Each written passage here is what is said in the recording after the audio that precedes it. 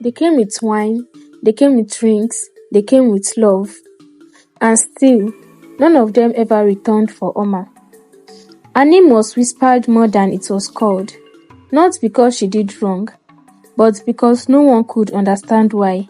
At 29, with all her beauty, grace and suitors, she remained unmarried. They blamed jazz. They blamed curses. They even blamed her silence. But the truth? It was older than all of that. And it lived behind the fish stall where her mother, Mama Oma, sold fresh fish. Mama Oma was a woman known for her peppered voice and soft clean hands. She raised Oma alone with iron and fire. But when the men came, one by one, Mama Oma turned to smoke. She would call each man aside, speak softly, and just like that, they would leave. Not with anger, not with insults, just gone. One of them came back quietly, not to fight, just to confess. He said, "Your mother told me you were not mine to take." That was the moment the whispers sharpened. It wasn't a curse. It wasn't bad luck. It was Mama Oma.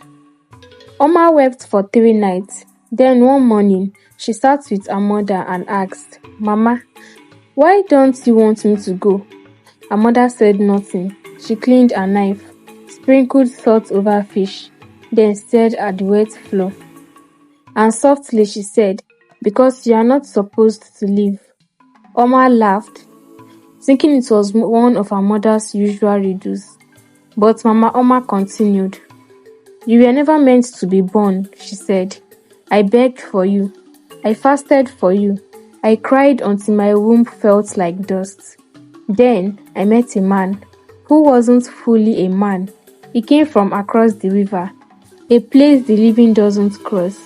He promised me a child, but I had to give him something in return.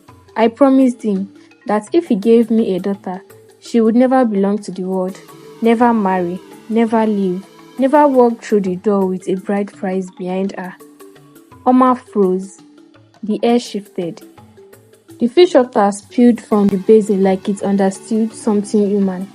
"So yes," her mother said, "I chased them away, every single one, because if any man takes you, I will lose more than a daughter. I will lose my soul." And so, Oma stayed. Not because she wanted to, but because she had become a promise, a living payment. Now she sits by the stall, salt in her hands, water by her feet, eyes on the road. Not waiting for a suitor, just wanting to know if love will ever be stronger than the depth that brought her here.